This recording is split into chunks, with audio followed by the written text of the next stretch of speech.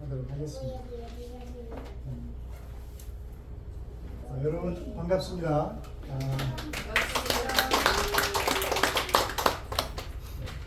지금 박수 치는 타임이 아닌데 괜찮습니다. 어쨌든 오늘 우리 김동희 목사님 예수로 기도하기 저자이신 김동희 목사님 모시고 북토크를 진행하게 되었습니다.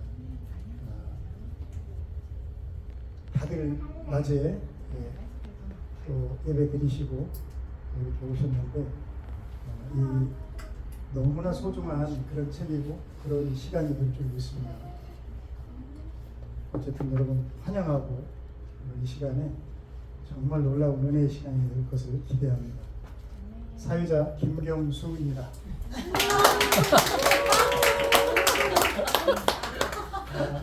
오늘 제가 순서지 미리 나눠드렸는데요. 순서대로 그냥 그대로 진행을 하지만 중요한 것은 목사님 소개가 중요하겠죠.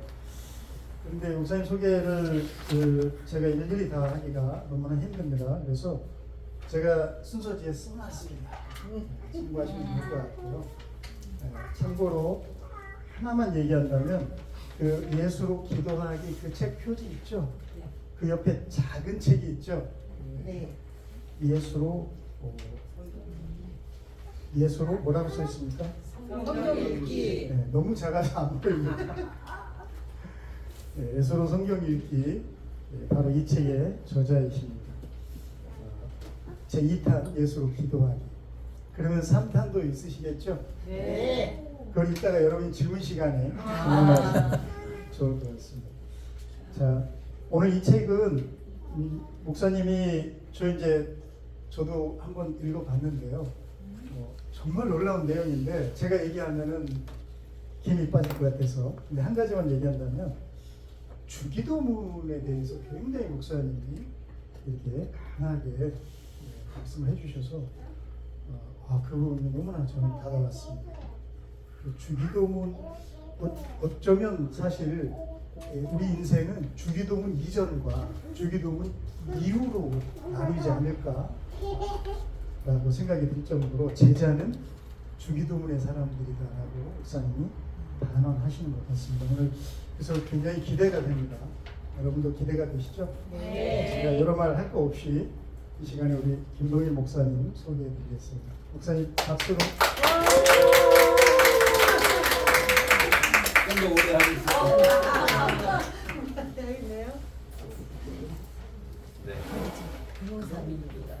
네. 고맙습니다. 이렇게 또 일당백으로 진짜 많은 분들이 이렇게 오셔서 마음을 실어서 이런 모임에 온다는 자체가 얼마나 귀한 어떤 시인이 그렇게 얘기했는데 한 사람이 온다는 것은 그 사람 인생이 오는 거잖아요. 그래서 정말 이렇게 따뜻한 그 모임을 만들어 주셔서 우리 목사님 또 사모님께 너무 감사드리고 이번에 이 책이 나와서 저는 이제 추석 직전에 나왔거든요. 그러면 추석은 지나가고 왜 또 추석 직전에 나와가지고 어쩔 수 없다고 싸우게 만들지?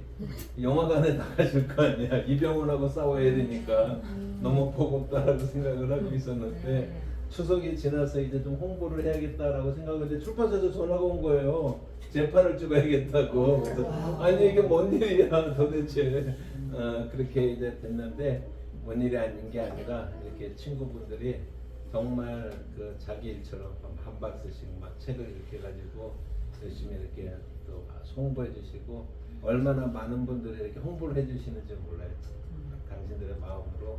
그래서 이번에 사랑의 빛을 많이 졌다라고 이렇게 좀 생각을 합니다. 그래서 책을 팔아서 돈을 버는 게 아니라 책을 써서 한국 교회에 선한 영향력을 미치는 게 저자들의 이제 목표거든요. 요즘 인세가 10%이기 때문에 책 팔아서 돈 버는 생각은 좀 못하고 그러나 이제 그 한국 교회가 지금 굉장히 위기에 처해 있고 여러 가지로 어려운데 한국 교회 재편을 위해서 필요한 부분들이 뭘까라고 하는 관심을 가지고 그래서 저 같은 경우에는 제가 약간 건방지게 이렇게 하겠습니다. 이거 좀 편하게. 저 같은 경우에는 성경 본문에 대한 관심을 주로 가지고 있어요. 그래서 우리가 누구나 다 성경을 읽고 성경을 알지만은 그 성경의 이야기가 진짜로 무슨 얘기일까라고 하는 것에 대해 관심을 갖고 예수로 성경 읽기라고 하는 이제 책을 이렇게 썼고요. 그동안 이제 그것으로 이제 강의도 많이 다니기도 하고 목사님들하고 같이 나누기도 하고 또 우리 김경수 목사님은 저보다 더 잘하시는 분이 돼가지고 또 이제 그걸 가지고 또 다른 분들과 함께 나눠주시고 그래서 너무나 이렇게 감사한데 예수로 기도하기도 이게 이제 기도에 관한 책이 진짜 제일 많을 거예요 아마 서점에 가면은요. 그래서 기도 응답 받는 비결, 기도의 간증들 뭐 이런 것들이 굉장히 많잖아요. 그리고 기도에 관한 정말 좋은 책들을 이제 많이 이렇게 읽는데 그 제 책의 핵심은 뭐냐면 성경은 기도에 대해서 뭘 말하는가. 그러니까 우리가 기도가 건강하려면 성경을 바탕으로 해서 해야 되는데 그 성경 해석은 맞는가라고 하는 관점에서 그러니까 성경과 기도의 그런 이제 관계에 대해서 좀 관심을 많이 기울여서 이 책을 좀 썼습니다. 그래서 전체적인 내용은 좀 이따 말씀을 드리고 이제 북토크 형식이기 때문에 처음에 제가 한 30분 정도 강의를 하면서 이제 주기도문에 대해서 이제 좀 강의를 좀 하고 그다음에 질문을 받고 질문이 좀 적으면은 책 내용에 대해서 좀 더 제가 설명을 드리고 이제 이렇게 하면은 이제 의도가 맞지 않을까 생각을 합니다. 주기도문은 우리에게 세 가지 문제를 가지고 있어요. 현대 주기도문에 첫 번째로는 무용의 문제가 있어요. 무용 안 써요. 죽어도 안 써. 너무나 귀해가지고 주기도문을 안 해. 그래서 이제 구역 예배 드릴 때 목사님 안 계실 때 뭐를 마친다고요? 주기도문으로 마치겠습니다 할 때 겨우 한 번씩 써. 그리고 안 써. 그래도 되는 건가라고 하는 것을 질문하고요. 오용의 문제가 있어요. 한국 교회는 주기도문 하루에 100분씩 하면은 소원 성취된다라는 사람 가르치는 사람들이 있어요. 이건 주기도문을 잘못 쓰는 거예요. 그래서 이건 오용의 문제지요. 남용하는 경우도 있어요. 예를 들면 이제 천주교회 같은 경우에 그 이제 신자들이 와가지고 고해성사를 하잖아요. 근데 신부가 다 듣고 나서 그리고 이제 뭐를 해라라고 이게 그걸 보속이라고 해요. 보속을 하는데 자매님은 이런 이제 이거 다 듣고 나서 자매님은 집에 가서 주기도문을 10번을 하십시오. 그러면 그 죄가 용서받는다. 이건 남용이에요. 그 말도 안 되는 이제 남용이고 이제 그런 정도로만 우리가 생각하지 주기도문에 대해서 우리가 사실은 이제 깊이 생각해 본 적이 없을 것 같은데 주기도문이 굉장히 이제 중요한 책입니다. 그래서 책에 있는 내용으로 제가 여러분들에게 좀 말씀을 드리면 28페이지 한번 보시면 주기도문 본문은 누가복음 11장과 마태복음 6장에 이렇게 나오거든요. 주기도문 본문이 이렇게 나오는데 28페이지에 보시면 누가복음 11장 1절부터 이제 4절까지 이제 2절부터 4절까지 보시면은 이제 이렇게 기도하라고 주기도문 여기 나오죠, 그죠? 이게 누가복음판 이제 주기도문입니다. 주기도문이 여기 나오는데 중요한 그런 이제 구절이 뭐냐면 23페이지를 보시면 누가복음 11장 1절과 2절 말씀 보시면 예수께서 한 곳에서 기도하시고 마치심에 제자 중 하나가 여짜오되 주여 요한이 자기 제자들에게 기도를 가르친 것 같이 우리에게도 가르쳐 주옵소서 그랬죠? 그러니까 예수님이 기도를 가르쳐 줬어요. 제자들이 기도를 가르쳐 주세요. 그러니까 기도를 가르쳐 줬단 말이에요. 그런데 우리가 이제 이 구절을 보통 어떻게 생각하냐면은 내가 기도를 잘 못하는데 예수님이 기도하시고 마치시는 걸 보면서 제자들이 나도 예수님처럼 기도 좀 잘하고 싶은데 그런데 나는 어떻게 하면 기도를 잘할 수 있을까? 그래서 예수님 기도를 좀 잘하는 법을 가르쳐 주세요. 그렇게 얘기해요. 그래서 이제 미국 같은 데서 이제 배너 같은 거를 걸어놓고서 이렇게 하는 컨퍼런스 가보면은 주여 우리에게 기도를 가르쳐 주옵소서.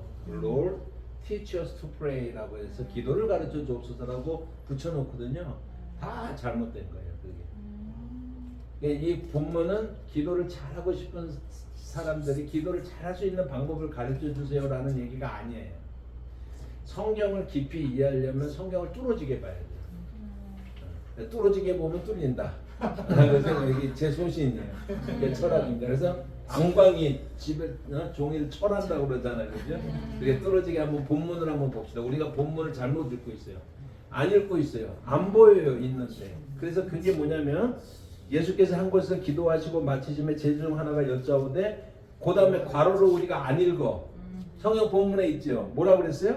주여 요한이 자기 제자들에게 기도를 가르친 것 같이 우리에게도 가르쳐 달라고 했어요.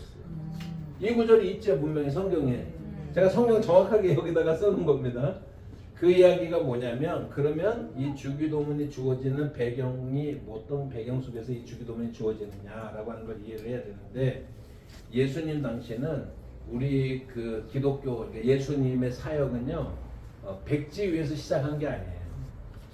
두 가지 터 위에서 시작했는데 하나는 구약 성경 위에서 그 다음에 예수님 당시에 유대교 신학과 신앙 그 위에서 예수님의 사역을 시작하신 거예요.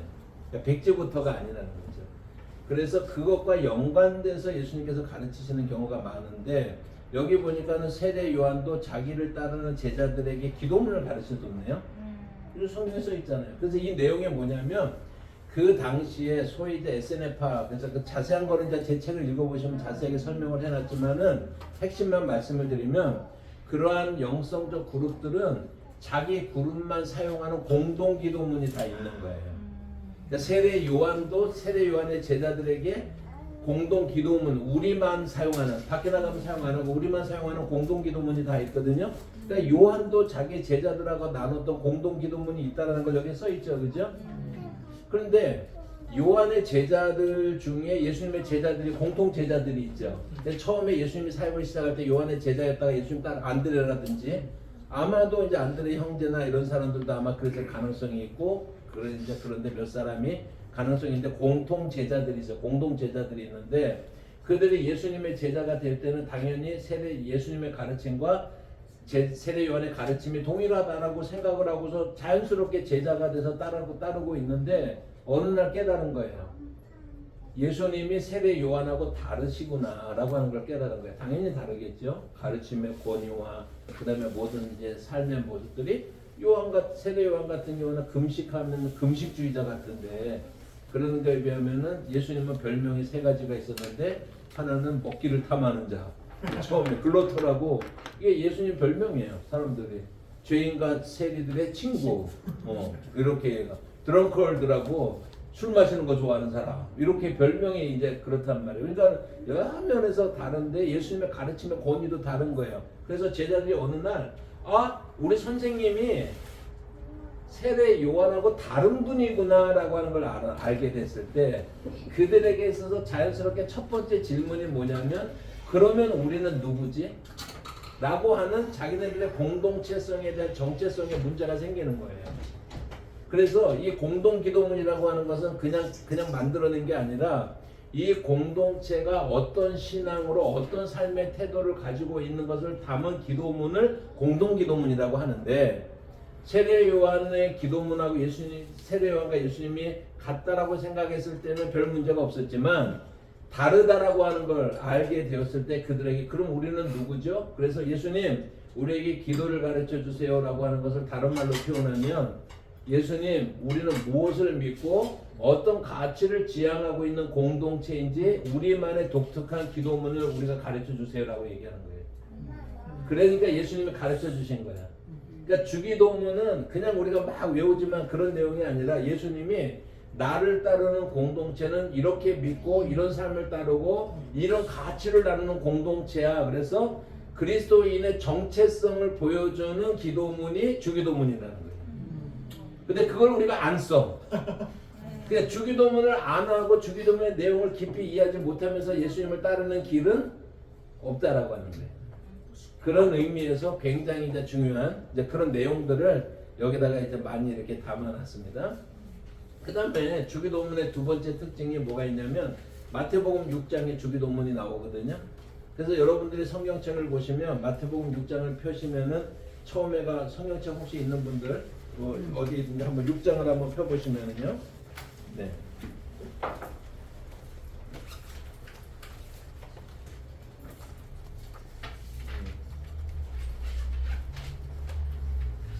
여러분들이 32페이지 잠깐 보실까요? 성경 펴시면서 한편으로 32페이지 잠깐 보시면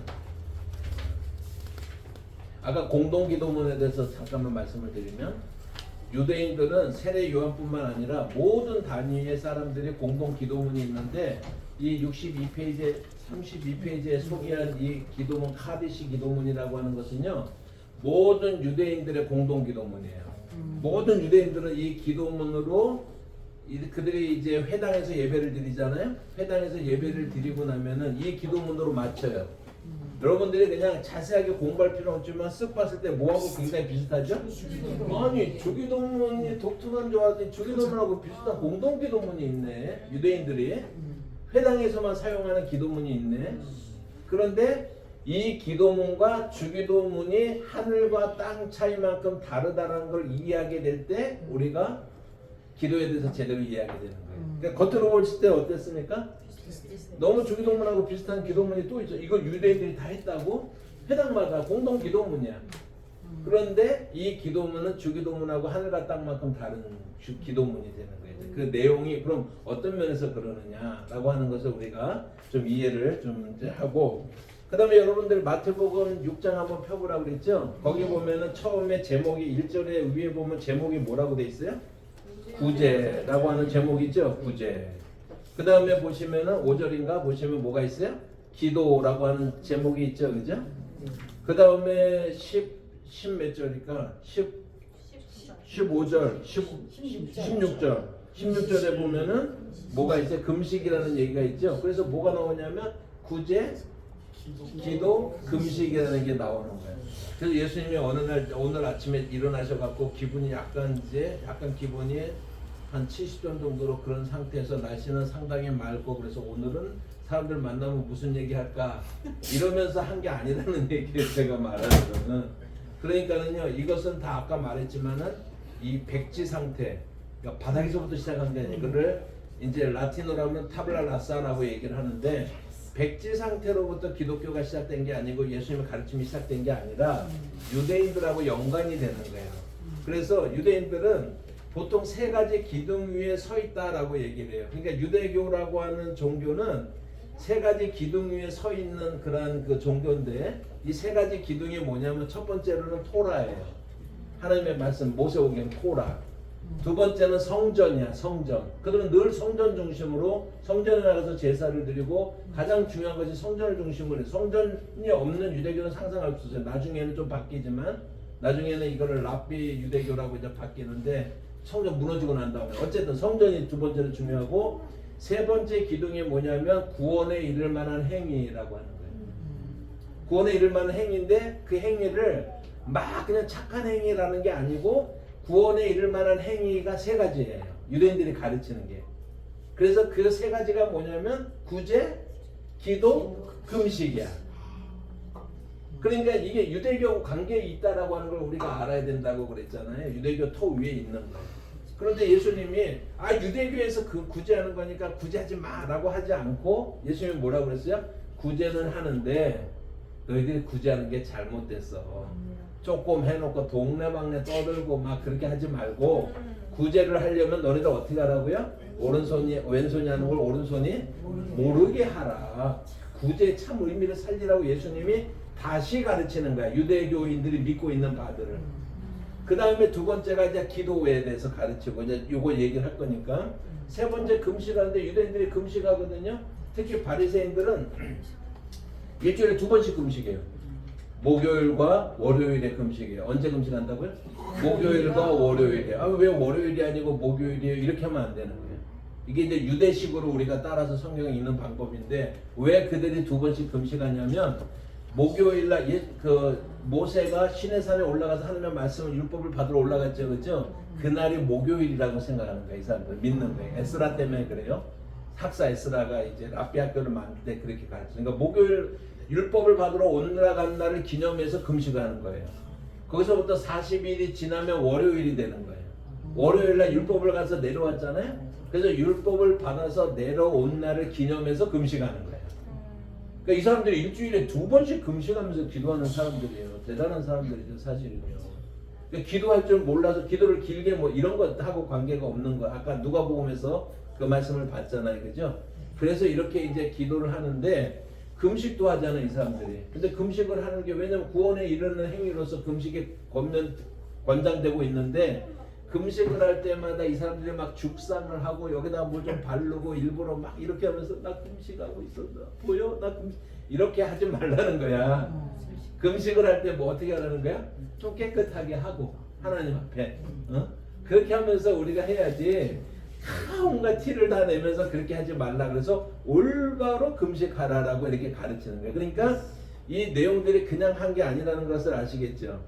그러니까 성경이 쓰여질 때 예수님의 가르침을 쓸 때 마태가 어느 날 기도를 막 하고 있는데 하나님의 김을 써라. 그래서 김을 써봤어요. 그랬더니 또 어떻게 할까요? 그때 동을 써라. 그래서 동을 써봤어. 또 했더니 이를 써라. 그래서 이를 써봤어. 그랬더니 김동일이 됐네. 이런 식으로 성경에 쓰여진 게 아니고 어떤 작가, 그러니까는 성경의 저자는 누구예요? 하나님이시잖아. 인간은 뭐야? 아까 얘기한 것처럼 받아쓰기 한 분이 아니고 한 게 아니고 자기가 예수 그리스도께서 행하신 이런 만약에 받아쓰기로 하면은요 복음서가 4권일 필요가 없어요. 하나님이 필요한 거 받아쓰기로 다 주셨을 때인데 근데 복음서는 몇 권이? 4권이잖아요. 각각의 목적이 다르고 읽고 싶은 독자층이 다 다르고 다 다른 거예요. 그렇게 되기 때문에 그랬을 때 어떤 마태가 쓸 때 자기가 써야 될 결심을 하고서요 머릿속에서 구상을 하고 아무 생각 없이 쓰는 것이 아니라 자료들을 모으고 검토를 하고 그리고 나서 그것을 자기의 논리적인 순서에 따라서 착착착착 쓰는 거야. 거기 그 사람의 신학도 들어가 있어요.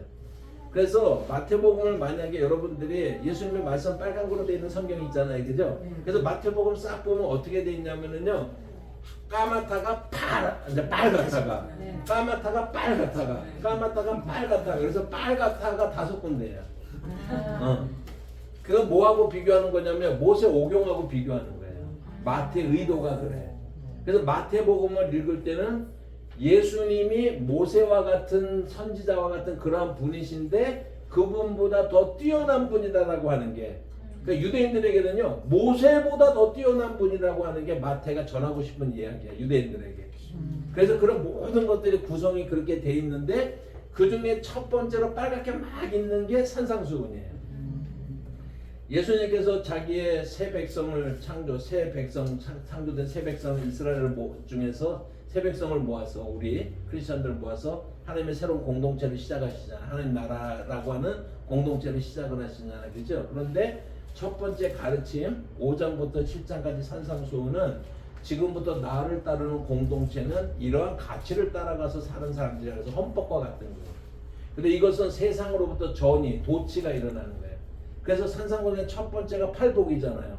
세상 사람들이 그게 복이야 그러면 복이라고 생각해?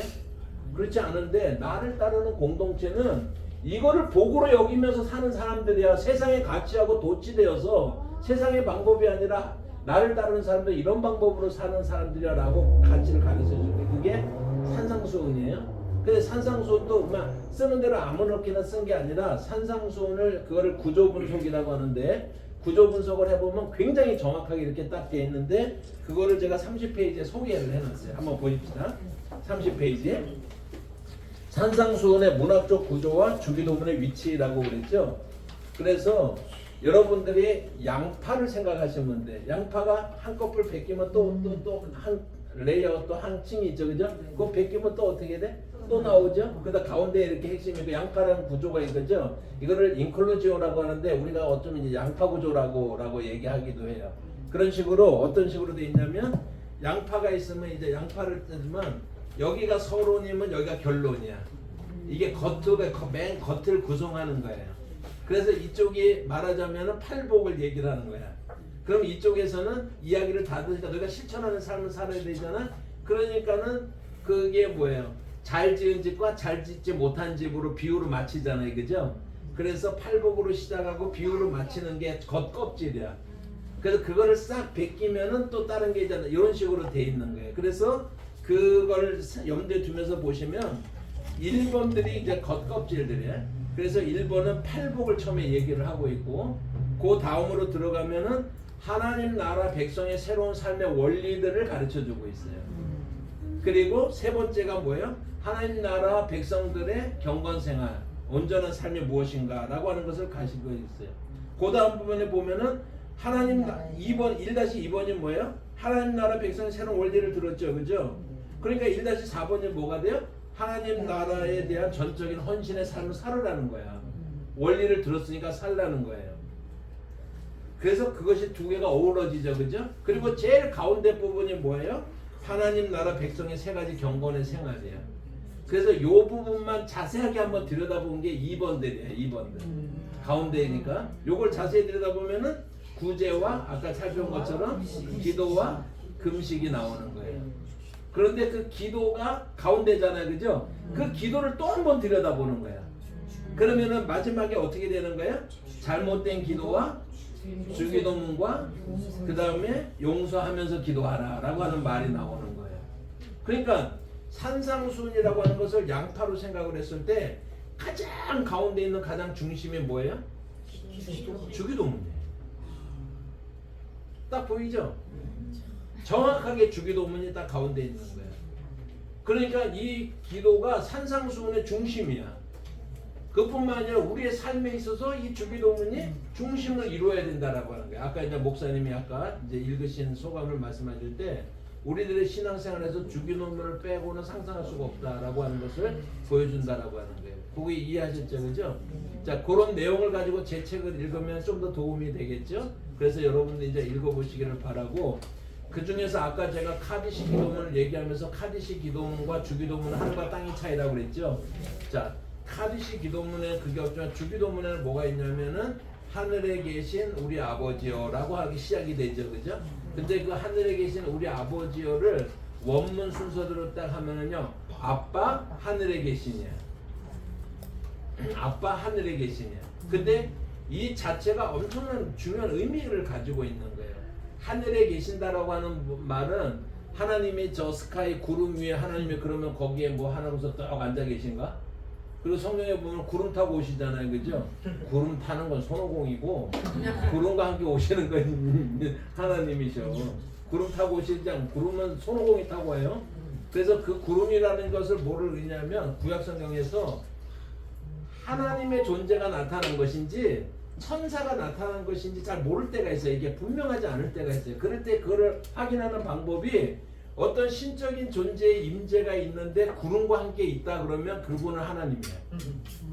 하나님의 임재의 상징이에요. 구름이라고 하는 것이. 그래서 이제 하늘부터 내려오는데 여러분 그 10계명에 3계명에 보면 하나님의 이름을 망령되 일컫지 말라고 그랬잖아요. 그래서 이 사람들이 절대 하나님 말을 안 하거든요. 하나님 말을 안 하는데 약간 과외 공부처럼 되는데 그러면 마태복음에 보면 우리가 천국과 하나님 나라라는 말이 다르게 나오잖아요, 그죠? 그래서 장례식 가면은 뭘 얘기해요? 천국 얘기하고 이 땅에서 살 때는 하나님 나라 얘기를 하잖아요. 그것들이 미안하지만 다 잘못된 거예요. 천국과 하나님의 나라는 똑같은 말이에요. 근데 마태복음의 천국은 Kingdom of Heaven이라는 뜻이고 하나님 나라는 Kingdom of God이라고 하는 뜻이야. 그런데 같은 뜻인데 천국이라는 단어가 마태복음에만 나오는 거 알아요?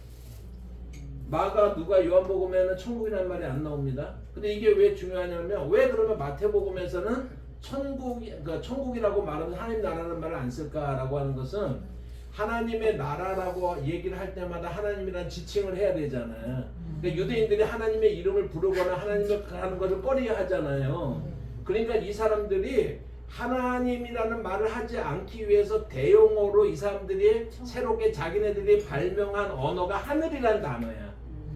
그러니까 하늘 그러면은 구름 끼고 저런 걸 말하는 것이 아니라 영적으로 하나님의 보좌가 존재해서 거기서 하나님의 통치가 이루어지는 것을 가정을 해서 그것을 영적으로 하늘이라고 표현한 거예요. 그러니까 하늘 그러면 유대인들은 하나님을 떠올려. 그렇지만 하나님이라는 발음은 안 해. 이게 묘하게 그래서 마태복음은 특별히 유대인들에게 복음을 전하면서 계속 하나님 하면요 이 사람들 꺼려하거든요. 그러니까 이 사람들은 하나님이라는 말을 표현을 피하면서 하나님의 나라하고 같은 용어로 하나님의 대용어로 하늘이라는 말을 쓴 것이다. 그래서 하늘이라고 하는 건 뭐예요? 하나님의 존재가 존재하시는 곳으로서 거기에서 하나님의 통치가 이루어지는 곳이잖아요. 그곳은 어떤 곳이냐면 우리로부터 초월되어 있는 떨어져 있는 전혀 다른 그런 곳이다라고 하는 개념이 들어가 있는 거예요. 하늘이라는 개념에. 그런데 보세요. 이 주기도문이 어떻게 되어 있냐면은 아빠 하늘에 계시냐. 그 얘기가 뭐냐면 하나님은 초월적 존재야. 우리하고 잽이 안 되는 분이야. 대단한 분이야. 상상할 수 없는 분이야. 그게 바로 하늘에 계신이라는 뜻이거든요. 그런데 그 하늘에 계신 그분이 나의 구체적인 삶의 아빠가 되어주신다는 얘기야. 주기도문은. 그러니까 여러분 마가복음으로 겟세마네 동산의 기도를 보면은요, 아빠라고 하면서 기도하는 아빠가 그대로 나와요. 예수님은 기도하실 때 하나님을 아빠라고 호칭하면서 기도를 한 거예요. 그리고 우리에게 기도문을, 공동 기도문을 가르쳐 줄 때도 아빠라고. 하나님이 뭐라고요? 무시무시한, 잘못하면 몽둥이 들고 와가지고 금방 쫓아내갖고 빨래 벗겨갖고 막 문 밖에 쫓아내, 그런 아버지, 무서운 아버지 말고 하나님은 어떤 분이시라고요? 아빠 되신 분이다라고 하는 걸 강조하는 거예요. 그러니까 이 개념은 유대인들은 절대 쓸 수 없는 개념이에요. 왜냐하면 초월에 계신 그분을 건방지게 아빠니 무슨 아버지 이러면서 기도하는 거는 상상할 수가 없는 거예요. 그래서 카디시 기도문에는 그런 얘기가 나올 수가 있어요, 없어요? 그런 얘기가 나올 수가 없는데, 예수님이 가르치는 주기도문에는 하나님은 우리에게 아빠 되어주시는 분이야. 자기 자녀로 품으시는 분이야. 우리가 잘못해도 하고 달려가면 괜찮아 품어주시는 분이야.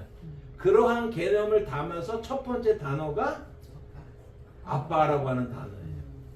근데 그분은 원래는 그렇다고 우리 아빠라고 그냥 보통 사람 김동일이 아니고 그분은 하늘에 계신 하나님이야.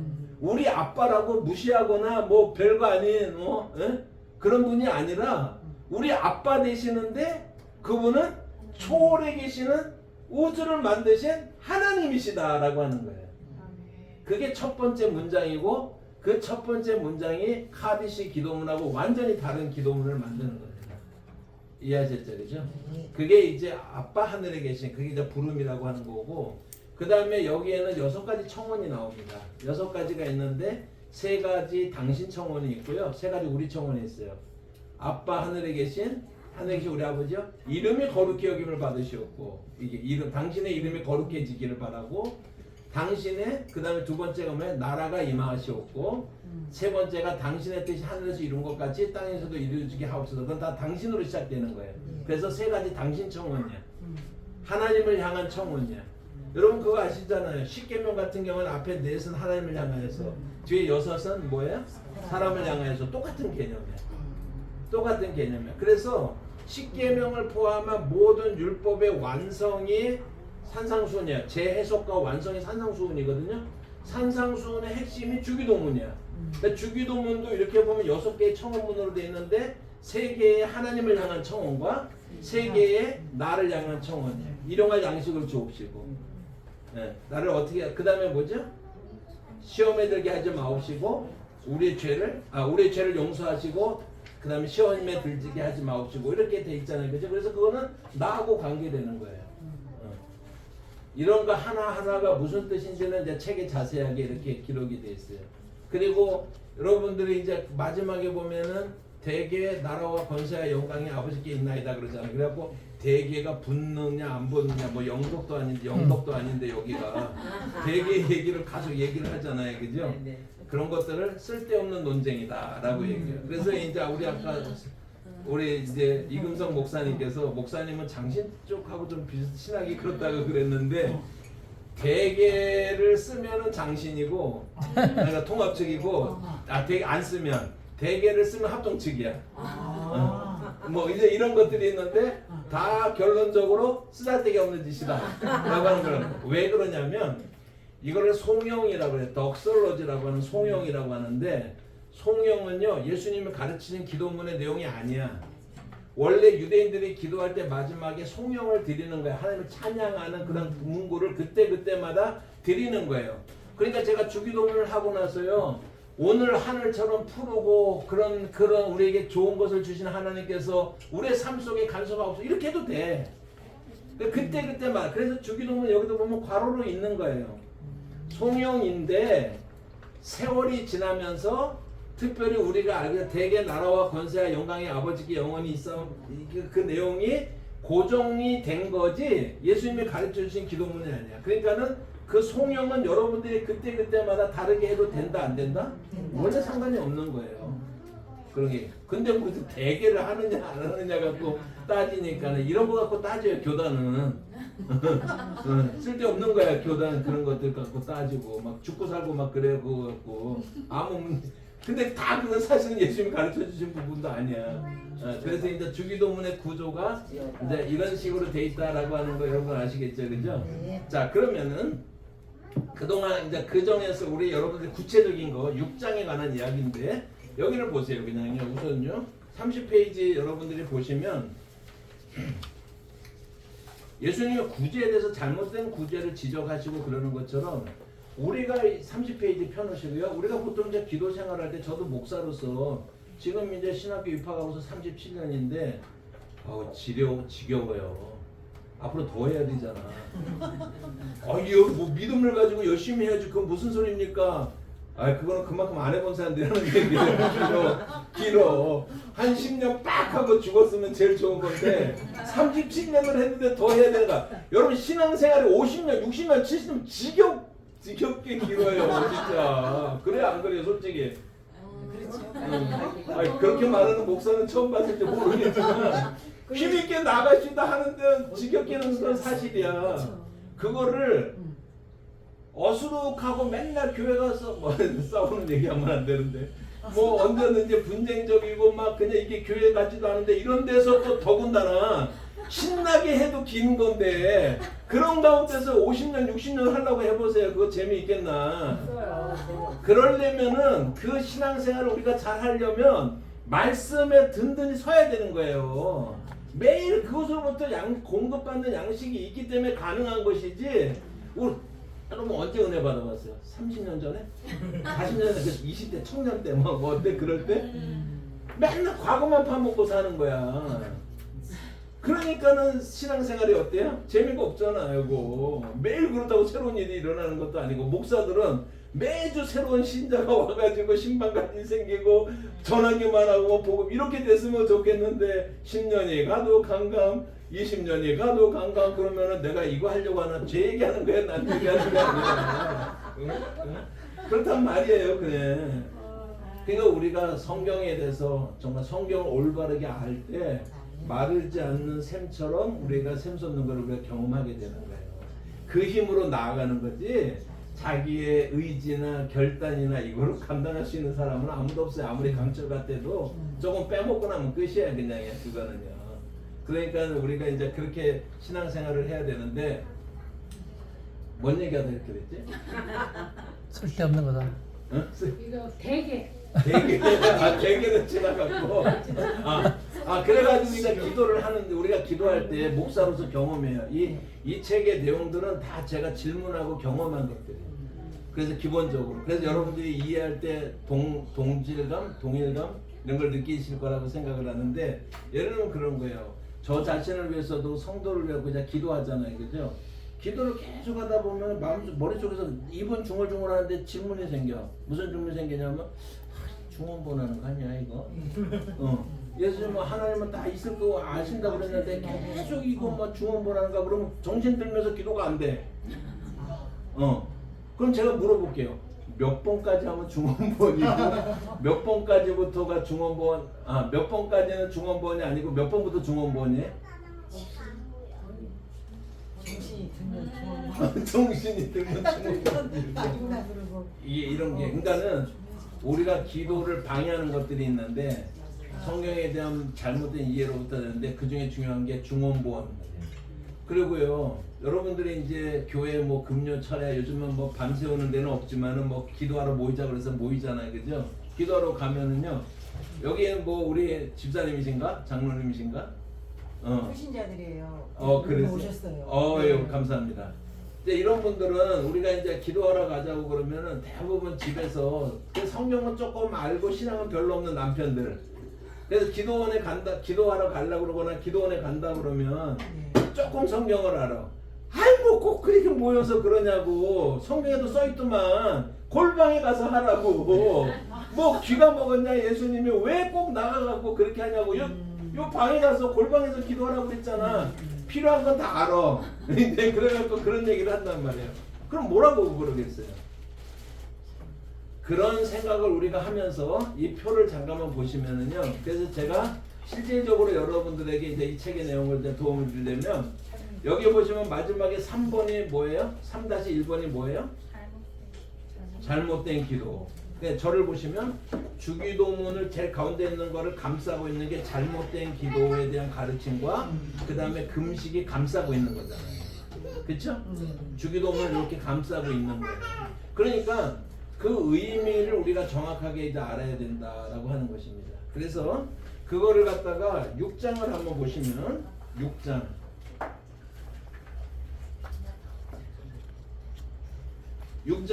6장을 우리가 보시면은요. 119쪽. 119페이지에 보시면 중원부원 기도와 골반 기도라고 이렇게 되어 있습니다. 그래서 이 본문에 여러분의 119페이지 보시면은요. 5절부터 몇 절까지 있어요? 8절까지 있죠? 네. 이게 아까 잘못된 기도에 해당하는 본문이야, 이게. 이게 그 본문이야. 아까 그 표 봤죠? 그죠? 네. 그래서 주기도문 바로 위에 있었던 3-1 그게 이건데. 자, 여기 보시면은 기도할 때 외식하는 자 같이 하지 말라고 그러면서 자기 상을 받았다 그러면서 뭐라 그랬어요? 6절에 너는 기도할 때 골방에 들어가 문을 닫고 은밀한 계시는 내 아버지께 기도하라고 그랬죠. 그죠? 은밀한 곳에서도 들으시는 하나님께서 갚으실 것이다. 자, 이 얘기가 있는데 우리 기도회 하러 가고 뭐 산기도 갈 필요 있어요, 없어요? 충돌을 느끼잖아요, 성경에서. 충돌을 느끼잖아요. 그 다음에 이제 중원부원하지 말라는 얘기가 나오잖아요. 그게 충돌을 느낀단 말이에요. 우리가 기도줄을 막고 있단 말이에요. 성경에 대한 바른 이해가 기도의 자유함을 주는 거예요. 근데 이 구절은 이렇게 막 해석하면 안 되고 제가 한 순서를 따라서 해야 되는데 5절과 6절이 한 묶음, 7절과 8절이 두 번째 묶음, 두 묶음으로 나눠야 되는 거예요. 그래서 5절과 6절은 제가 제목이 잘못된 기도잖아요. 그죠? 5절과 6절은 유대인들의 잘못된 기도에 대한 처방이에요. 그러니까 유대인들은 5절처럼 기도하는 사람들이야. 그 5절이 뭐예요? 외식이라는 게 특징이야. 그들은 사람에게 보이려고 회당과 큰 거리에 어귀에서도 기도하기를 좋아하느니라. 이 사람들은 회당이나 길거리 내거리나 이런 데서 유대인들의 기도의 기본 폼이 뭐냐면은 이거예요. 이렇게 서가지고 앉아 있는데 쓸까요? 앉아 있을까요? 선다고 생각하세요. 이렇게 이제 기도하는 거예요. 그리고 이렇게 기도하면서 이 사람들이 어떻게 기도하면 특히 바리새인들은요. 바리새인의 세 가지 감사가 있어. 그러니까 이렇게만 하면 안 되고 좀 봐줘야 돼요. 내가 기도하는 걸 남이 알아야 돼. 좀 이렇게 좀 봐줘가면서 그러면서 기도하는 거예요. 하나님, 제가 이방인이 아니라 유대인으로 태어나게 해주셔서 감사합니다. 하나님, 제가 죄인으로 태어나지 않고 의인으로 태어나게 해주셔서 감사합니다. 하나님, 제가 여자로 태어나지 않고 남자로 태어나게 해주셔서 감사합니다. 이게 실제로 그 당시에 바리새인들의 3대 감사예요. 이렇게 기도한단 말이에요. 그렇게 기도하면서 이 본문에 보면 그런 기도가 어떤 기도인지라고 하는 거. 이 사람들은 지금도 마찬가지인데 테필린이라고 요 이마에 뭘 달고 다녀요, 맨날. 안식일 날은 빼. 안식일 지나면 또 달아요. 이런 것들이 있어요. 여러분 마태복음 23장의 1절 한번 보실래요? 마태복음 23장 1절 2절 한번 성경책 펴신 분 한번 읽어줘 보실래요? 한번 읽어줘 보실래요? 이에 예수께서 우리와 제자들에게 말씀하여 이르시되 서기관들과 바리새인들이 모세의 자리에 앉았으니 그러므로 무엇이든지 3절까지요? 네, 그렇게. 그러므로 무엇이든지 그들이 말하는 바는 행하고 지키되 그들이 하는 행위는 본받지 말라. 그들은 말만 하고 행하지 아니하며. 네. 거기에 보시면은 이제 그들이 이제 기도할 때 어떻게 기도하는지 예를 들면 이제 그런 부분들이 나와 있잖아요, 그죠? 근데 한마디로 외식하는 기도에 대해서 바리새인의 기도와 세리의 기도 누가복음에 보면 그런 비교가 있죠. 이런 것들 성경에 다 놨지만 결론적으로 말하면은 이 사람들의 기도는 누구한테 보이려고 하는. 그래서 여기에 보시면은 모세의 자리 아까 조금 아까 나왔었죠, 그죠? 모세의 자리가 뭐냐면 회당에 가면 돌로 만든 의자가 있어요. 여기에 앉은 사람이 그날 대장이야. 그러니까 이 사람들이 여기를 서로 앉으려고 해. 모세의 자리에 이름이 모세의 자리야. 여기 앉은 사람이 그날에 설교도 하고 회당 예배도 설교가 있거든요. 말씀을 푸는 거라고 표현하는데 설교가 있는데 설교도 하고 이렇게 하는 거예요. 그러니까 사람들이 이런 데 앉는 거 좋아하고 그리고서 길거리에서 아유 오셨습니까 인사받는 거 좋아하고 상자를 추구하고 그 다음에 차는 경수를 크게 했다라는 말이 뭐냐면 테필린이라고 네모난 통인데 여기다 매달아가는 거예요. 그 왜 그러냐면 신명기 6장 4절부터 9절까지 보면은 쉐마라고 하는 구절이 있어. 들으라 이스라엘아. 그리고 한 10년 20년쯤 전에 쉐마 교육법 막 유대인들의 그거 다 가짜예요 다.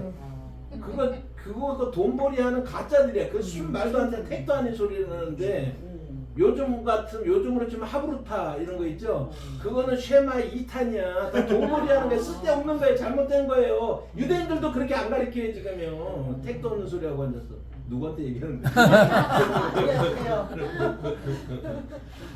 하브루타 이런 거 다 쓰지. 이게 진짜 유대교를 잘 모르는 사람들, 돈벌이하는 수단으로 나쁜 사람들. 어쨌든 하브루타식으로 안 한다니까. 그냥 공립학교 보내요. 이스라엘도 가봐요. 공립학교 가서 공부하는데 무슨 하브루타 한다고 말도 아니고 택도 아니게 어린 반푼어치도 없게 그런 거 갖고 장사해 먹는 사람들이 얼마나 많은지 몰라. 기도하면서 5천만 원씩 받아먹는 놈만 나쁜 놈이 아니라 그런 사람들도 다 똑같이 이제 문제가 있는 사람이에요.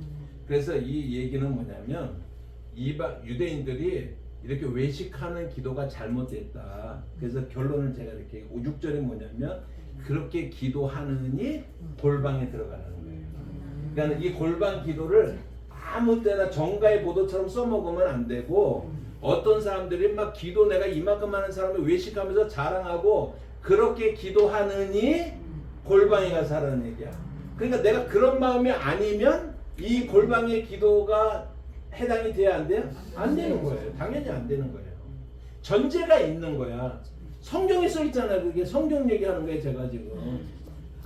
근데 우리는 그거를 갖다가 아무데나 막 써먹어. 공격할 때 필요할 때 써먹어. 근데 나도 잠깐 의심되기는 해. 골방에 가서 기도해야 되는데 미국에 있을 때 제가 아는 분이 골방을 기도방을 얼마나 잘 만들어 놓고요.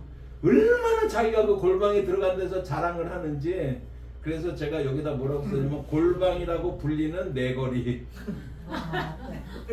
형식은 골방인데 사실은 내거리야. 얼마나 떠들고 하느니.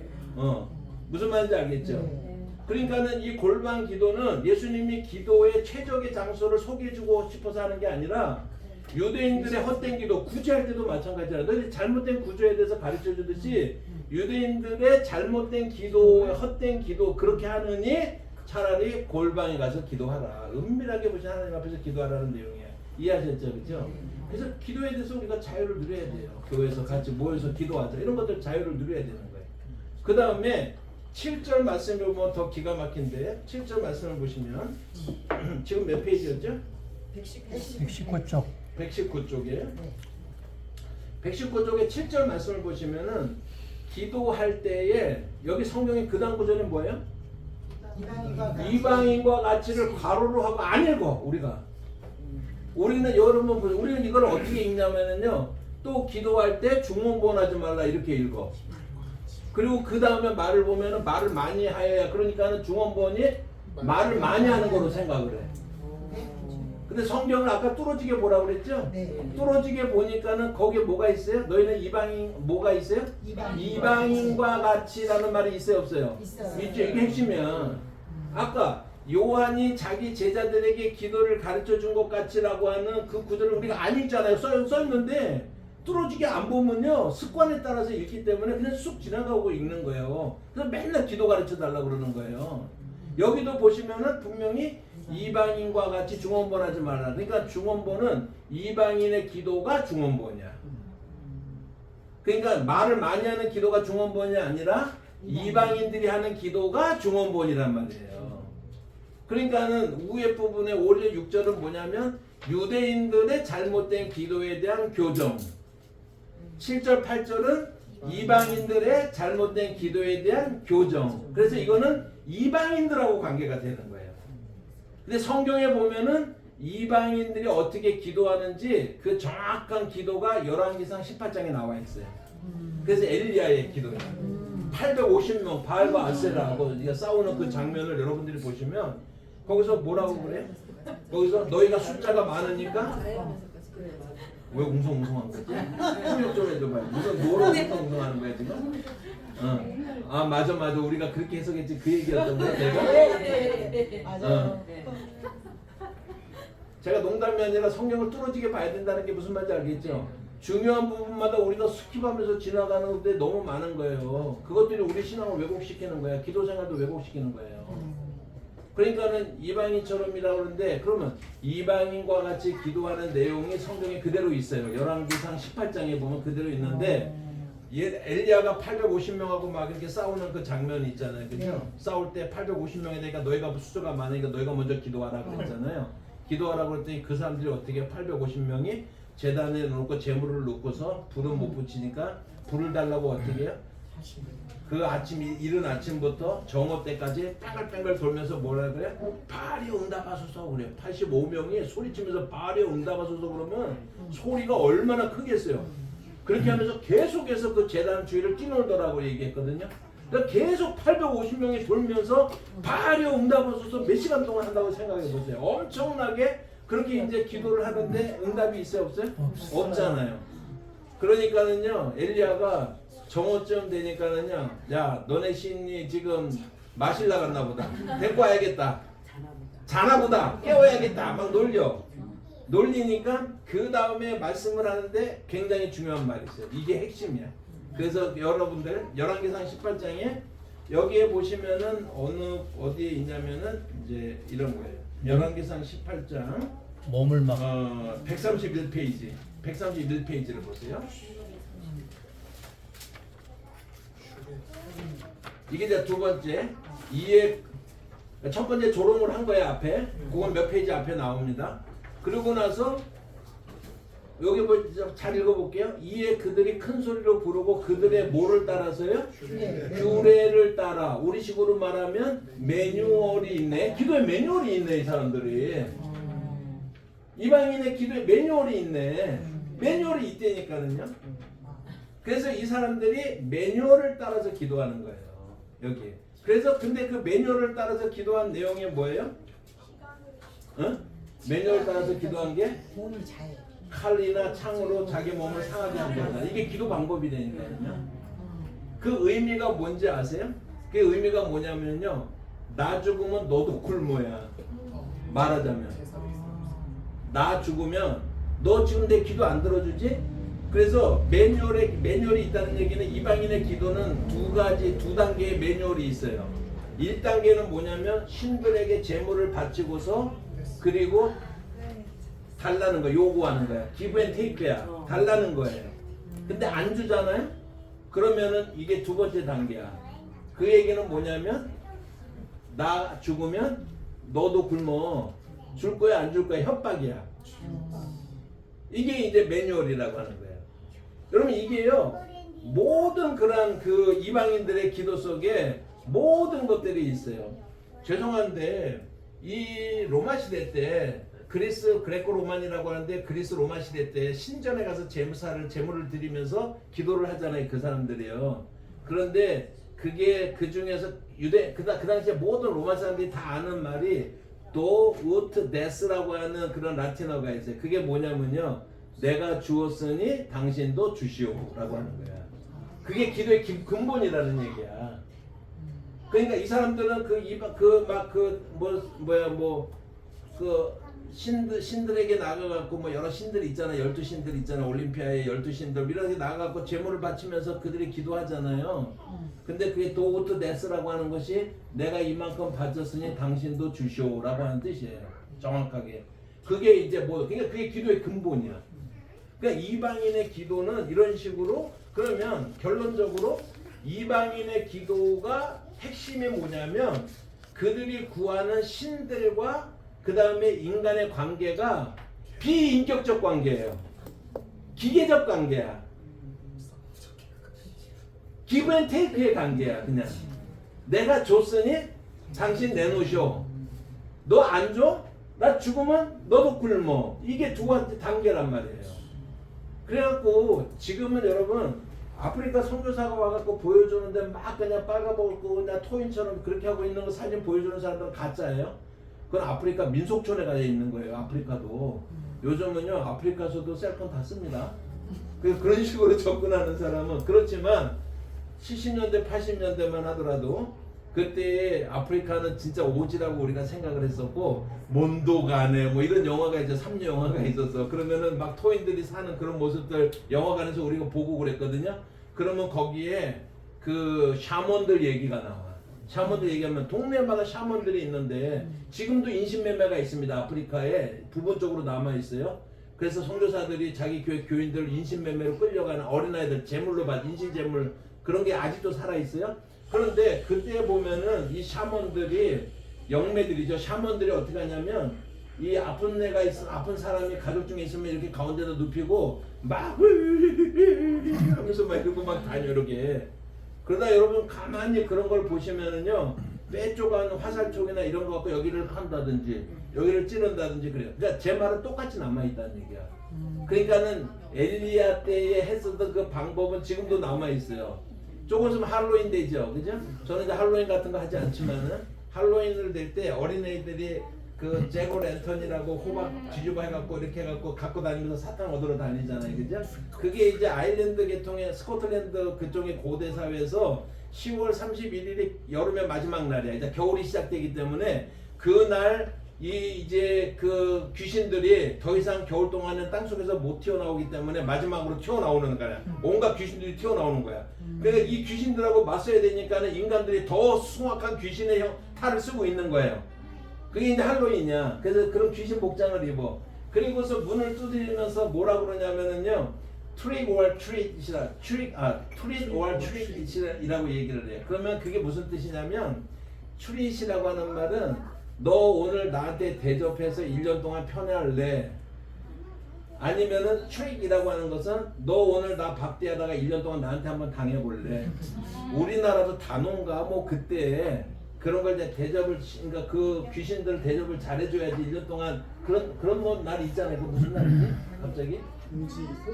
동지인가? 동지가 그런 팥죽 먹는 날이 그런 나라 그런 개념이에요. 그게 다 동지도 무슨 개념이에요? 대접해서 1년 동안 편한데 아니면 한번 당해보려는 거잖아. 그게 모든 이방의 종교의 핵심이 특징이 비인격적인 관계로 기브 앤 테이크를 중심으로 해서 간구하고 협박하는 단계로 이루어졌단 말이에요.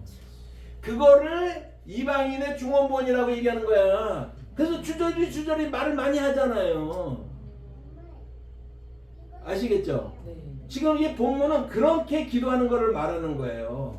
그런데 우리는 하나님을 아빠로 받아들이는 사람들이야. 인격적으로. 우주의 초월적인 하나님께서 그 하나님께서 내 아빠가 되어주시는 삶에 대해서 인정하는 거예요. 그러니까는 우리의 핵심은 우리의 하나님과 인격적 관계의 핵심이에요.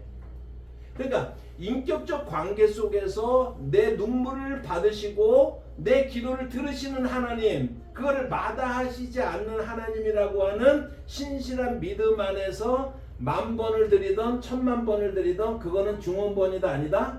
아니다라고 하는 거예요. 근데 제가 얘기하는 게 기도를 하다가 한 100번 하다가 안 하는 사람 덜 급한 거지 아직. 급해가요.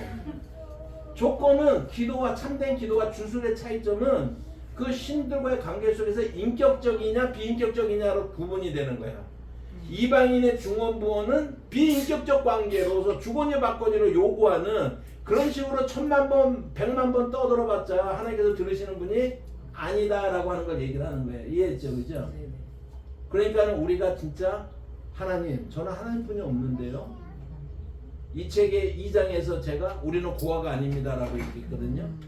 그래서 요한복음의 14장 18절의 말씀을 보면은 내가 너희를 고아처럼 버려두지 않겠다라고 약속을 해요. 그런데 18절 후에 16절 17절의 말씀을 보면 왜 고아가 아니냐면 보혜사 성령을 보내주실 거야.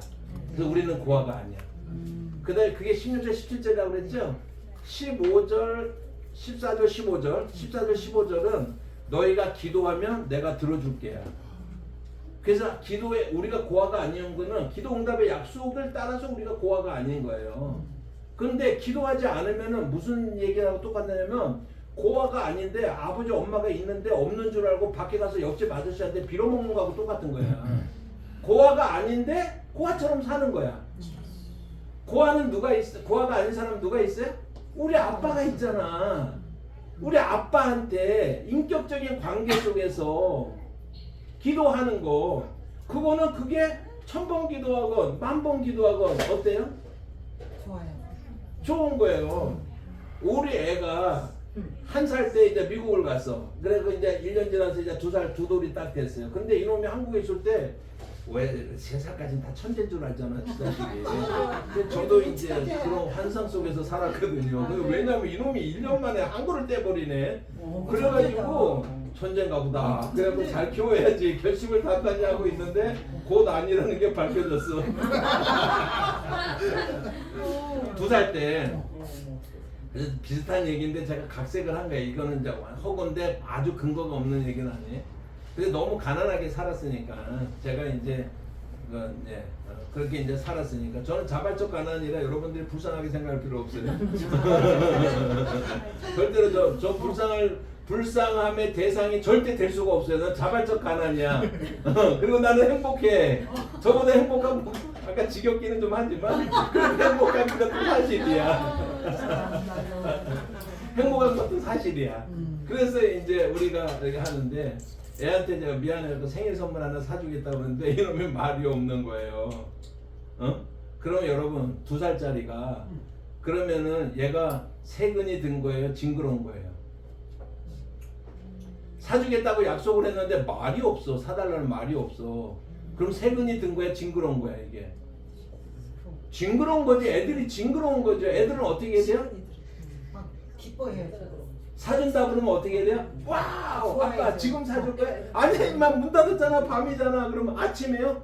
아침이 돼서 그럼 지금 갈까요? 아니 임마 학교는 갔다 와야지. 말하자면 학교 갔다 오면은 또 지금요? 그러니까 애들은 어떻게 해요? 약속했으면은 줄 때까지 어떻게 해요?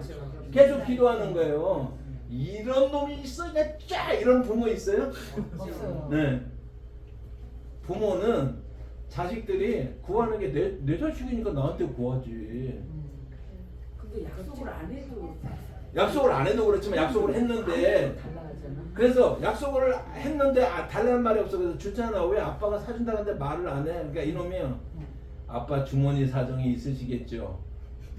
형편이 되시면 다 사주시겠죠.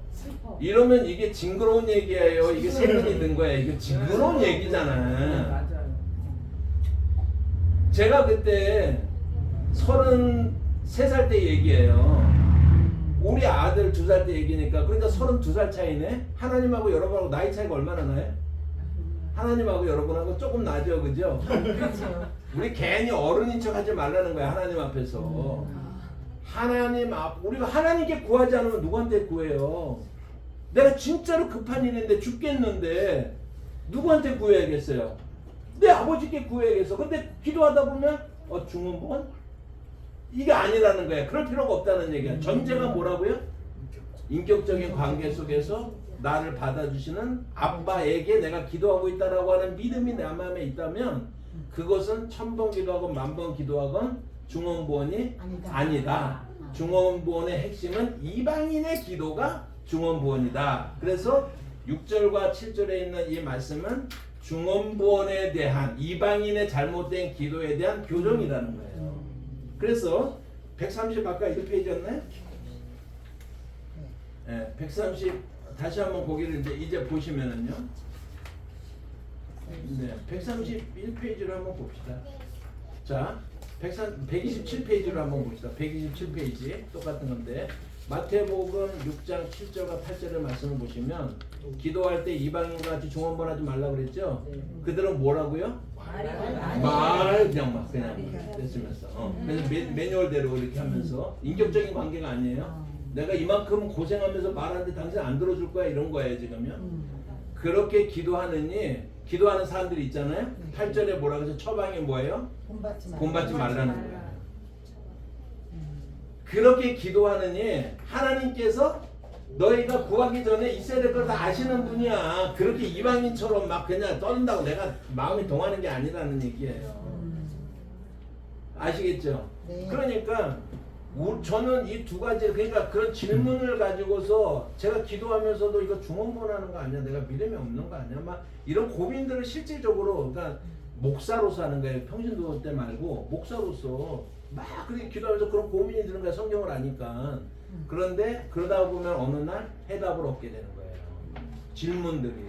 그래서 이 내용들이 그런 구체적인 질문들을 담아가지고 우리가 이제 기도하는 기도에 대해서 제가 이제 많이 써놨기 때문에 여러분이 이제 도움을 좀 받으시기를 바랍니다.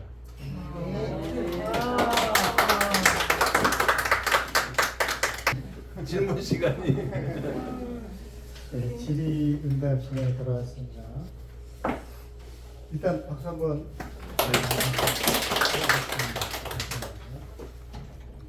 잘하셨습니다. 시간 잘 지켜주셔서 감사합니다. 하나님께서 다 하셨습니다. 시간 지키는 게 하나도 없었고.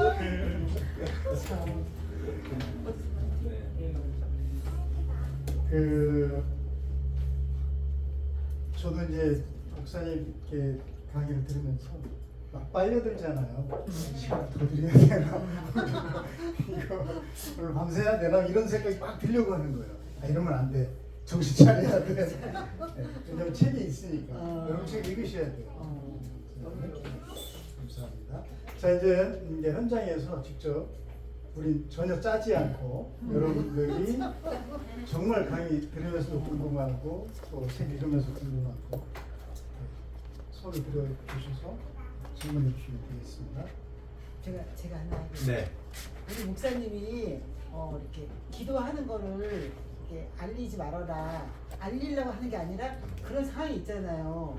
절대로 안 된다는 거예요. 근데 오늘 제가 목사님 말씀을 듣고 자유함이 좀 임하는 거예요. 그거는 그렇게 사용해야지 같은 목사인데 이렇게 질이 틀릴까 그런 느낌이 드는 거예요. 제가 아니 막 저보고 얼마 누가 오면은 예를 들어서 거짓말 할 수 오늘 밤에 없잖아요. 어머니 꼭 깨워서 잘. 진짜 이 집으로 가야겠네요. 이 집으로 가셔. 그러니까 좀 제가 이질감을 느끼고 같이 살아야 되는데 이렇게 더 공부를 해야 되나? 그런 얘기가 아니고. 네. 아니 그게 목사님이 뭐냐면은 목사님이 김경수 목사님이 2시간씩 걸으면서 기도하는데 카페에 오시는 선생님들 중에 사모님한테 목사님 어디 가냐고 문자가 너무 많은 거예요. 그럼 그때마다 사모님은 목사님 기도하러 왔다 거짓말할 수 없잖아요. 그냥 놀러 가냐 그런데 그래가지고 이제 김경수 목사님이 왜 그걸 자꾸 얘기하냐?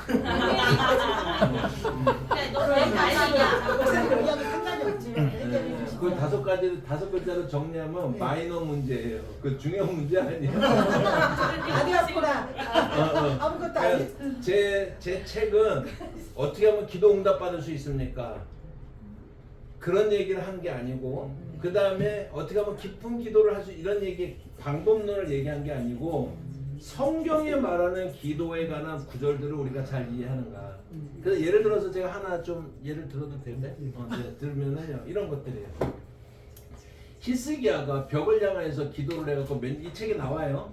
히스기야가 병들었다가 벽을 향해서 기도해갖고 몇 년 더 살았죠? 15년. 할렐루야. 여러분 집에 다 하얀 벽 하나쯤은 있죠? 만약에 대비해서 히스기야처럼 기도하려고. 근데 히스기야가 몇 년을 더 살았어요? 15년을 더 살았어. 15년을 살았는데 역대하 32장에 보면요 히스기야가 하나님의 병을 고쳐주셔서 15년 더 살게 됐는데 교만해졌어요. 그래서 남유다가 멸망한 것은 히스기야 때문에 우리가 알잖아요. 히스기야 때문에 멸망했는데 히스기야가 그동안 잘한 걸 받아서 자기 때는 하지 않고 그 다음 때 하겠다라는 얘기 우리 알잖아요. 그죠? 그런데 그 예가 뭐냐면 내 탕골을 다 보여준다든지 그거는 자기 국력을 다 보여주는 거하고 똑같은 거예요. 그때 바벨론은 떠오르는 나라이기 때문에 조그만 나라였어. 아시리아가 강국이었어. 그래서 아시리아에게 맞서기 위해서 바벨론이 우리하고 손잡읍시다라고 할 때야 그때. 그렇게 왔는데 우리는 이런 힘이 있어요라고 다 보여줬잖아. 하나님이 그 마음을 다윗이 인구조사할 때 그 마음을 하나님께서 싫어하셨던 것처럼 싫어하신 거야. 그래서 그걸 다 옮겨가리라라고 얘기를 했잖아요. 그죠?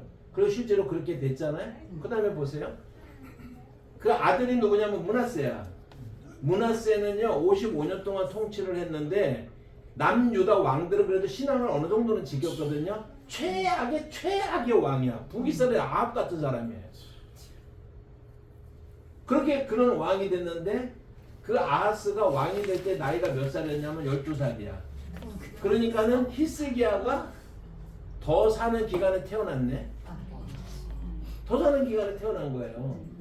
그런데 어떻게 아스 그렇게 악한 왕이 될 수가 있었을까? 우리가 생각할 수 있는 거는 뭐냐면은요, 히스기야에게서 신앙의 모습을 보고 자란 게 하나도 없어.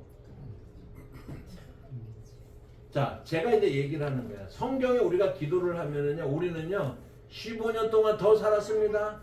여러분, 우리도 정말 세상을 다 뭐 이렇게 외면하고 하나님만 온전히 나가서 흰벽을 쳐다보면서 기도하시면서 더 살게 해달라고 기도하죠. 우리는 여기서 그치는 거예요. 이게 건강한 걸까? 여러분, 우리 기도가 소원수리에 그것만을 위한 거야 그냥? 그런데 잘 보세요. 히스기야가 그래가지고 역사적 사건이 이렇게 BC 699년 아니면 700년쯤 됐을 때거든요. 그러면은 2025년이니까 2725년 전 언제 사건이야, 그죠? 사건이란 말. 그래서 잘안 보니까 계산하기 좋게 3000년으로 칩시다. 히스기야가 3000년 전에 죽을 예정이었는데 15년 더 살아서 2985년 전에 죽었어. 무슨 차이가 있어요? 3000년 전에 죽은 사람하고 2985년 전에 죽은 사람하고 무슨 차이가 있어요? 근데 왜 우리는 그 15년 쎄 빠지게 더 살라고 기도해요? 뭐가 필요한지 아세요? 왜 더 살아야 되는 데가 없어요. 히스기야의 삶에서 15년을 빼면 신앙으로 깔끔하게 살아낸 사람이야, 진짜 흠이 없이. 근데 15년 더 사는 바람에 온갖 오염이 다 묻어가지고 그래갖고 2985년 전에 죽었어. 3000년 전에 죽을 건데 우리가 구하는 게 결국 그런 거 구하는 거란 말이에요. 우리가 더 구하는 게 더 살게 해달라고 기도한다는 게. 그런데 교회에서는 그런 거를 갖다가 가르치는데 막 그런 응? 그런 거에만 혈안이 되는데 우리에게 필요한 것은 뭐냐면 왜 더 살아야 되는데 왜 더 살아야 되는데 질문이 필요하다. 성경에 대해서 우리가 그런 식으로 오해하고 있는 구절들이 엄청나게 많아요. 기도라고 하는 게 어떻게 되냐면 처음에 여러분 이제 아기가 우리 이제 자녀들이 있잖아요. 아기가 이렇게 태어났어. 그러면은요 애가요 3가지만 잘해주면 행복해요. 먹고 자고 싸고 요것만 잘해주면 행복해. 애한테 뭐 그냥 뭐 일해라 뭐 돈 벌어라 이런 거 요거 안 하잖아요. 여러분 그렇죠, 그죠? 그것만 하면서 잘 자라면 돼. 그런데 애가 20살이 됐어. 근데 애가 할 수 있는 게 3가지뿐이 없어. 그러면 어떻게 생각해요? 이거는 진짜 이거는 끔찍하지. 20살인데 3가지뿐이 뭐 안 하고 있어. 이거 진짜 속탈 일이 아니에요. 속탈 일이잖아요. 기도가 그런 거라니까요. 여러분 어떤 사람들은 고상하게 기도하는 사람들, 영성 운동하고 막 이런 분들은요. 이렇게 뭐 그걸 제가 식탁 기도라고 그러는 식탁 주변의 기도라고 하는데 나 그다음에 우리 자식들 뭐 우리 뭐 가족 잘 되게 해주시고 우리 교회 정도까지 이렇게 나가 이런 거 식탁 기도라고 그래요. 그러면 기도가 막 그런 게 기도냐고 깊이 하나님과 이런 게 기도라고 하는 사람이라고 하는 사람들에게 제가 그러면 우리 괜히 주눅 들어. 우리는 기도가 맨날 그런 정도인 것 같거든요. 그러면 그걸 어떻게 해석을 해야 되느냐? 그 기도가 잘못된 기도가 아니에요. 아빠에게 기도하는 한 그 기도도 잘못된 기도가 아니고 정상적인 기도예요. 애가 태어났는데 뭘 바래요? 애가 태어나서 나는 조국을 구할 운명을 가지고 태어나다 신생아가 그래요? 이상하잖아. 먹고 자고 싸고만 잘하면 되죠. 그런데 20살이 되면 어떻게 해야 돼요? 자각이 생겨야지. 그래서 그걸 뚫고 나와야지. 그래서 나만을 위해가 아니라 이웃도 보여야 되고 부모도 보여야 되고 세상도 보여야지. 이제 보이기 시작해야 될 거 아니에요. 그거를 이렇게 표현할 수가 있어요. 티핑 포인트라고 하는 게 있어. 터닝 포인트와 티핑 포인트가 차이가 있는데 터닝 포인트는 방향을 전환하는 거야. 이렇게 내가 예수를 모르다가 예수를 알게 됐어요. 그래서 삶의 방향이 전환되는 거예요. 티핑 포인트는 뭐냐면 물이 100도에 끓잖아요. 99도까지 물이요 가만히 있어. 그래서 100도가 되면 막 끌어올라. 그래서 우리에게 중요한 것은 이 기도는 잘못된 게 아니라 기도에도 티핑 포인트가 필요하다는 거야. 20살이 됐어. 어느 하나님의 은혜를 받았어. 그동안은 나를 위해서만 내 주변의 기도에만 멈췄는데 이 사람이 영적으로 성장하면서 기도는 여기서 멈추는 것이 아니라 하나님의 나라하고 연결이 되는구나라고 하는 걸 깨닫는 순간이 티핑 포인트야. 그래서 성숙하게 되면은 자동적으로 어떻게 되는 거야? 기도의 티핑 포인트를 지나가게 되면 우리의 기도가 하나님 나라하고 연결이 되는 거예요. 자연스럽게 그렇게 가야 되는 거야.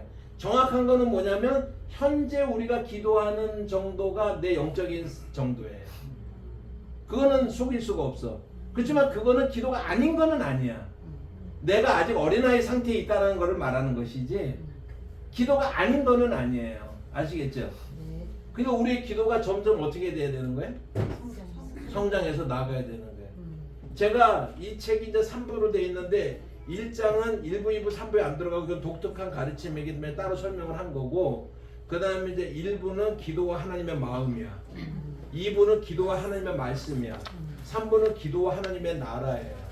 그래서 이거 기도는 버릴 게 없는데 우리가 어떤 거야? 주술이 아닌 한 우리 아빠에게 기도하는 한 버릴 것이 없는데 그런데 기도라고 하는 것은 기본적으로요. 그래서 기도에 대한 아주 훌륭한 책을 읽으면은요 우리 기도 더 하기 싫어져. 왜냐면 나하고 너무 격차가 나. 나 그렇게 기도해서 훌륭한 책인데 기도가 더 하기 싫어져. 그래서 이 책은 좀 기도하게끔 해주고 싶은 얘기. 기도가 하나님의 마음이야. 아까 얘기했잖아요. 생각해 보시면은 하나님이 우리의 필요를 아셔요, 모르세요? 아시잖아요. 하나님이 역사를 어떻게 주관하실지 하나님께서 결정하셨어요, 안 하셨어요? 하나님의 뜻을 따라서 하나님께서 주관하실 거잖아요, 그죠? 주관하실 거잖아. 기도할 필요 있어요? 하나님께서 다 하실 건데 기도할 필요 있어요? 그런 질문을 하는 거예요. 당연히 기도해야 된다라고. 당연히 기도해야 된다. 이 책에 여러분들이 이제 거기를 잠깐만 보시면은 65페이지에 보면 이제 3장이 있잖아요. 3장. 그래도 내 백성은 내게 기도하라라고 하는 거예요. 그래도 내 백성은 내게 기도하라. 아까 여러분들 엘리야가 850명하고 싸우는 얘기 들었죠? 이거 조금 더 끝내야 되나? 좀 더 해도 되나?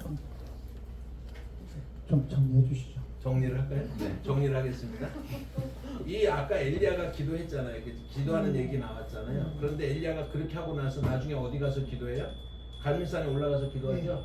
갈멜산에 올라가서 기도합니다. 그런데 여러분들 18장 1절이 중요한데 이게 좀 멀리 떨어져 있다고 생각하고 850명하고 기도하는 것이기 때문에 우리가 1절을 잊어버리는데 1절하고 2절에 보면 어떤 내용이 있냐면 하나님께서 엘리야에게 가서 내가 보여라. 왜냐면 내가 지면에 비를 내릴 거야. 그게 약속을 하셨어. 이게 1절 2절에 나와. 임지선님 나옵니까? 지면에 내리리라. 비를 내리겠다 그랬죠, 그죠? 그 약속을 받은 거야. 그래서 목숨 걸고 나가는 거야, 엘리야로서는요. 근데 이걸 믿었으니까 얼마나 믿음이 좋아요, 그죠? 믿고 나가가지고 850 그 다음에 어떻게 했어요? 850명하고 어떻게 했어요? 정말 이렇게 하고 놀라운 그거 왜냐면 2절에 대한 약속 때문에 그렇게 할 수 있었던 거야, 사실은. 그렇게 하고서 이제 딱 정리를 했단 말이야. 그리고 갈멜산에 올라갔잖아요. 갈멜산에서 혹시 이렇게 기도하면 엘리야가 얼마나 멋있었을까? 주여 주시기로 한 비를 주쇼쇼쇼쇼 딱 하면은 그 말이 끝나기도 전에 비가 쫙 오면 얼마나 엘리야다워요. 아까 850명하고 싸울 때 치면 그래요, 안 그래요? 아니 약속을 믿었잖아. 그리고 그렇게 싸웠으니까 주시기로 한 비잖아요. 불을 내리신 제가 이제 소제목을 불을 내리신 여호와여 비를 주소서. 얼마나 멋있어요. 이렇게 기도하면 좋을 것 같은데 엘리야가 실제로 어떻게 기도했어요? 머리를 무릎 속에 파묻고 몇 번 기도했어요? 7번 기도했단 말이에요. 자, 18장 2절에 응답을 받고서 기도하는 겁니다. 그리고 850명하고 그 기세를 보여줬어요. 그런데 산에 올라가서 우리가요 주여 주시옵소서 그런 게 아니라 마치 그 18장 2절에 응답이 없는 것처럼 안 주면 큰일 나는 것처럼 갑자기 그런 자세로 기도하는 거잖아요. 그러니까 뭘 보여주는 거예요? 여러분들은 그 장면을 보면서 무슨 생각하는지 모르려면 저는요 어떻게 하면 내가 엘리야처럼 한번 기도해 볼까? 가지고 있는 게 돈은 없지만 가오는 있지 우리가. 엘리야가 했다면 나도 해봐야 될 거 아니야. 그래서 제가 이거를 삼기도 갖고 얼마나 여기 파보려고 했는데 이게 부모님 탓이야. 이거 목이 짧고 배가 나와가지고 이게 안 들어가는 거야. 근데 내가 안 들어간다는 걸 해봤기 때문에 안 되니까는요. 엘리야가 그렇게 기도해봤으면 나도 그렇게 기도해봐야지. 까짓거 그 정도는 기계가 있어야죠. 우리가 왜 기죽어요? 그래서 거기 얘기가 뭐냐면 아까 얘기한 것처럼 응답을 안 받은 사람처럼 기도하는 거잖아요.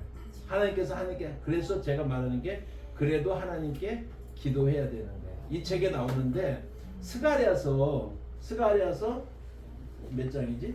13장. 스가랴서 여러분들 요것만 하고 이제 마칠게요. 스가랴서 10장 1절 76페이지 보시면은요. 자 보세요. 잘 보세요. 스가랴서 76페이지 보세요.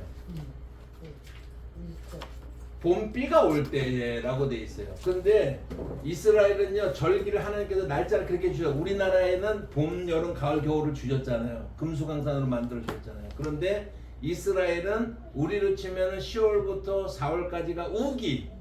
그 다음에 4월, 5월부터 그 10월 때까지가 건기. 근데 비가 하나도 안 오는데 여기 비가 오는 때는 하나님께서 만들어 놓으셨어요. 그래가지고 이른비라고 하는 게 뭐냐면은 10월 달에 우기가 10월 달부터 4월 달이면 10월 달에 내리는 비가 그게 이제 그 이른비예요. 이른비가 내려줘야지 한참 그 곡식들이 꽉 차서 이제 열매를 맺고 그 다음에 비가 내려줘야지 겨울보리를 심을 수가 있게 되는 거예요. 그래서 그게 이른비라고 그래요. 그러다가 이제 봄에 되면은 이제 3월 4월에 내리는 비를 봄비를 늦은 비라고 그래. 농사 주기가 그렇기 때문에 우리 생각하고 거꾸로 가는 거예요. 그래서 그때는 비가 한번 내려줘야지 겨울보리나 밀을 수확하기 전에 이 이삭이 꽉 차서 이제 패이는 거야. 그래가지고 봄비 때가 이제 됐어요. 그러니까 봄비 때가 됐으면 그거 누가 만들어줬어요? 봄비를 하나님 만들어주셨잖아요. 그러면은요 우리가 봄비 때가 됐어. 그럼 우리가요 봄비 내릴 때가 됐구나. 그럼 봄비를 뭐 주시겠지 뭐. 이렇게 하지 말고 봄비 때가 되면 하나님께서 만들어 놓으셨지만 봄비 때가 되면 봄비를 주시는 하나님 앞에 하나님 봄비를 주셔서 밭에 채소가 자라게 해주세요라고 뭐 하라고요? 기도하라는 거야. 하나님이 그렇게 해 놓으셨지만 너희는 뭐 하라는 거야? 기도하라는 거예요. 에스겔서에 그 다음에 여러분들 그 에스겔서에 보시면 77페이지 에스겔 36장 나오죠, 그죠? 33절이 아니고 35절부터인데 뭐 숫자가 그래서 이제 이렇게 이 얘기가 뭐냐면은 에스겔서는 지금 포로로 잡혀가서 살고 있거든요. 이사야서는 포로로 잡혀가기 100년 전, 예레미야는 포로로 잡혀갈 때, 에스겔서는 우리가 이사야, 예레미야, 에가서잖아요. 에스겔서잖아요. 그죠? 에스겔은 포로로 잡혀가서 생활하는데 하나님께서 약속하시는 거야. 너희들 예루살렘으로 돌아가게 될 것이다. 지금 황폐해 보였어도 그래서 사람들이 이방인들이 다 내가 만든 줄 알게 될 것이다라고 얘기를 했거든요.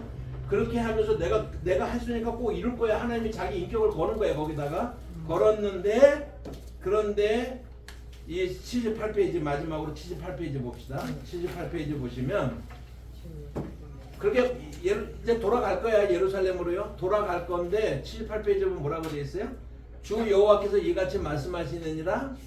그래도 이스라엘 족속이 이와 같이 지금 위에서 하나님이 약속하신 것처럼 자기들에게 이루어 주시기를 내게 뭐 하라고 그랬어요? 구하라고 그러는 거예요.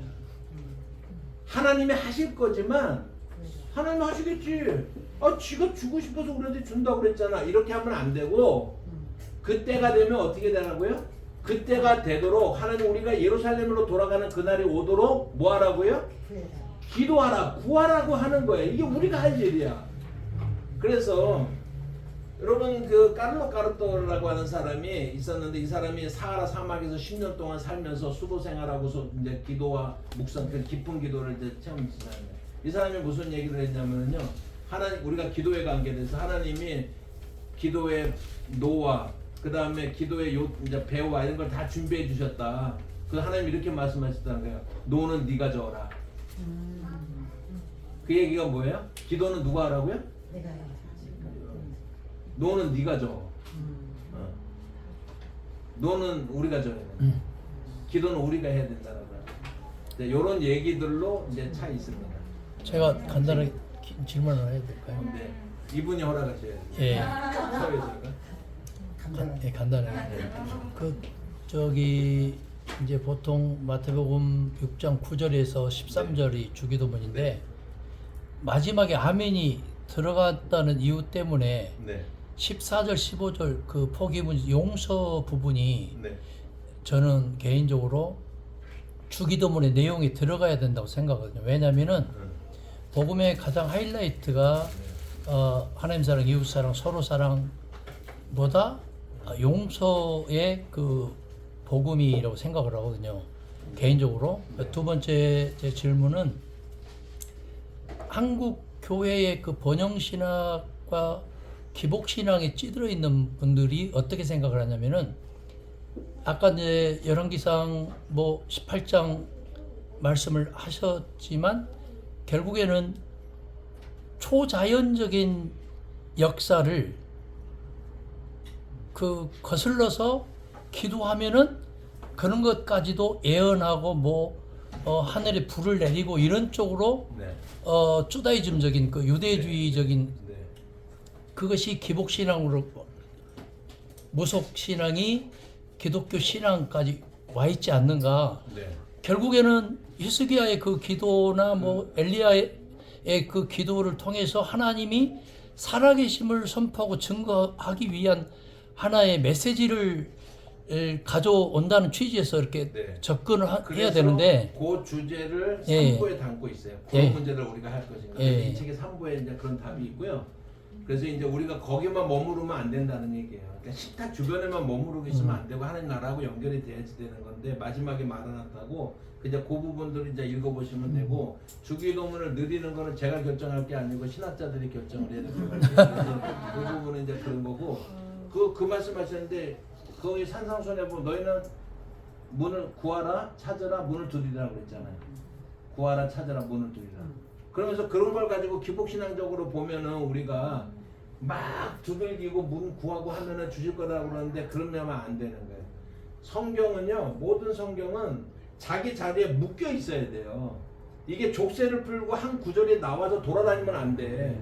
그러니까는 성경의 의도는 문맥 속에서 결정이 되는데 구하라 찾으라 문을 두드리라 그러면 하나님이 주실 것이다 라고 하면서 뭘 달라고 하는 자에게 뭘 주시겠느냐라고 하면서 기도를 우리가 쓰잖아요.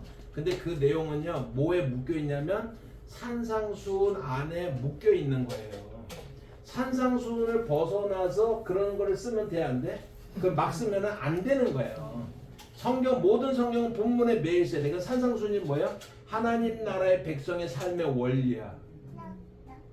그래서 주기도문에 나와 있는 것처럼요 일용할 양식을 구하라고 그랬잖아요. 그거는요 단순히 매일 먹을 양식 구하라는 게 아니라 만모니즘을 반대하고 기꺼이 이 삶을 살아라는 아주 도전적인 이야기예요. 단순히 그러니까 그 하나님의 구원의 계획과 하나님의 뜻을 하나님의 의도를 이루어 가시는 삶에 부응한다라고 하는 것은요 이 땅에서 어떠냐면 우리가 고생을 사서 하는 거예요. 말하자면 세상의 원리에 반하는 삶을 사는 거예요. 그런 사람들에게 주어지는 말씀이에요. 네. 구하라, 알겠죠? 찾으라, 문을 두드리라. 네, 알겠대요.